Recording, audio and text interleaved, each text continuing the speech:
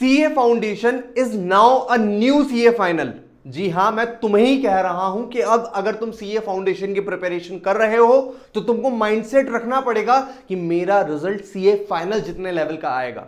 Hello and hi everyone, my self Mohit Patidar, a chartered accountant by profession. और जब मैंने ये सीए की पूरी जर्नी क्लियर करी थी तो मैं हमेशा कहता था कि जो सीए फाउंडेशन है, हमारे टाइम पर इसको सीपीटी कहते थे, कि ये सबसे फुद्दू एग्जाम है, इसका रिजल्ट तो पॉजिटिव ही आना है। But mark my words my friends, now CA foundation ने अपना लेवल अप कर लिया है। ये अब चुन्नू मुन्नू छोटू मोटू सीपीटी नहीं रहा, अब ये बड़ा पहलवान बन चुका है जो कि टक्कर देता है सीए स्टूडेंट्स को कि आ मुझे पास करके दिखा। हमारी मम्मी को चाहिए फुल इज्जत। वीडियो का लाइक टारगेट रखेंगे 333। होप मुझे आप ये अचीव करवा दोगे। मैं आपको बता दूं, अब जो 333 आउट ऑफ 400 का आप टारगेट रखते थे कि 300 प्लस आ जाएंगे, 350 प्लस आ जाएंगे, उसको लाने में नानी दादी मम्मी पापा सब याद आ जाने वाले हैं। बट डोंट वरी बेटा, इस वीडियो में मैं आपको सारी मिथ्स बताऊंगा जो अब सीए स्टूडेंट्स रख रहे हैं अपने दिमाग में। आईसीएआई अब क्या सोचती है सीए स्टूडेंट्स के बारे में, स्पेसिफिकली सीए फाउंडेशन के बारे में, और अब आपको क्या करना चाहिए जिससे आपका कमिंग सीए फाउंडेशन अटेम्प्ट निकल जाए। डायरी पेन लेकर बैठिएगा, एक एक चीज को नोट डाउन करते हुए चलिएगा।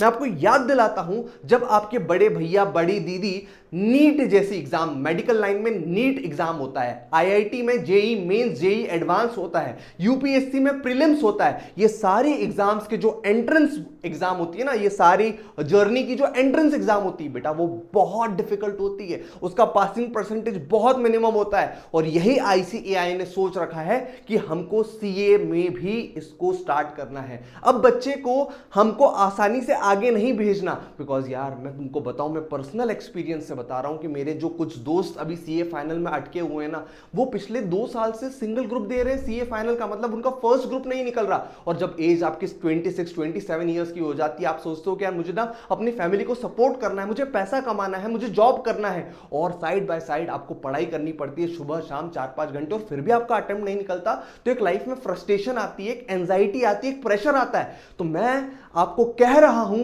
कि अगर सीए फाउंडेशन टफ हुआ है बेटा, तो वो तेरे बेटरमेंट के लिए हुआ है, वो तेरे फ्यूचर के लिए अच्छा है। अरे अच्छा होगा ना कि तेरे सीए फाउंडेशन में अगर 1-2 अटेम्प्ट लग भी जा रहे हैं, लेकिन तू आईसीएआई के हिसाब से वो परफेक्ट स्टूडेंट बन रहा है जो CA inter CA final first attempt में निकाल देगा। भैया ऐसा हो जाएगा क्या कि अगर मैं फाउंडेशन में 1-2 अटेम्प्ट ज्यादा ले लूं, मेरा इंटर फाइनल एक बार में निकल जाएगा? हाँ भाई हाँ, बिकॉज तू प्रिपरेशन उस लेवल की कर रहा है जो आईसीएआई तुझे करवाना चाहता है। ठीक है भैया, हम समझ चुके हैं अब कि आईसीएआई आसानी से स्टूडेंट्स को नहीं निकालने वाली, तो करें क्या हम सीए छोड़ दें?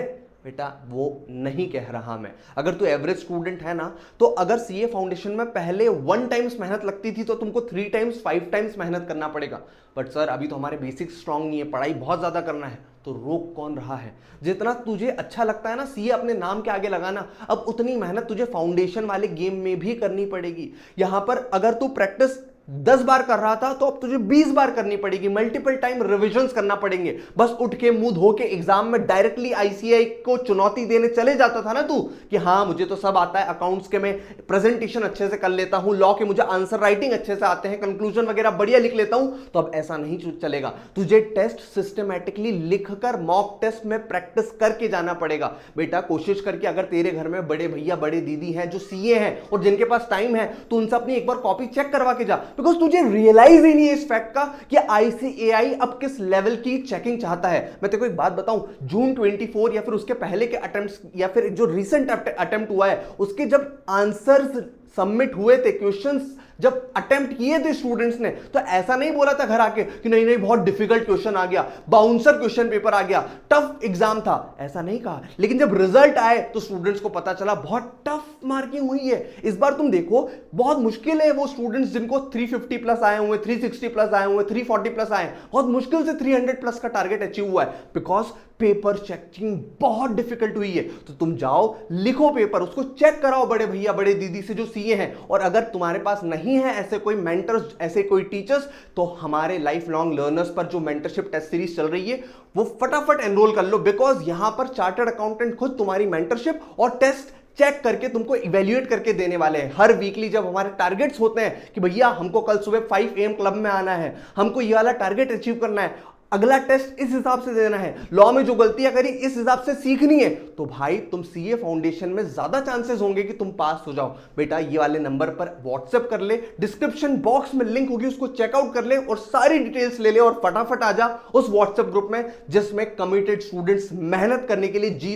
तोड़ प्रयास कर रहे हैं। मुझे पता है सीए फाउंडेशन का रिजल्ट टफ हो चुका है, बट अगर तू टफ नहीं बना तो मुश्किल हो जाएगा तेरे नाम के आगे तुझे सीए लगाना। कमेंट सेक्शन में जाओ, बोलो कि हाँ भैया मैं टफ बनूंगा, मैं उतनी मेहनत करूंगा जितनी अब सीए फाइनलिस्ट करते हैं और बता दूंगा इंस्टीट्यूट को कि रिजल्ट कुछ भी हो मेरा नाम पासिंग परसेंटेज में जरूर आएगा। मुझे विश्वास है तेरे हार्डवर्क पर, तू मेहनत करेगा, शिद्दत से अपना काम करेगा और प्रैक्टिस में कोई कमी नहीं छोड़ेगा।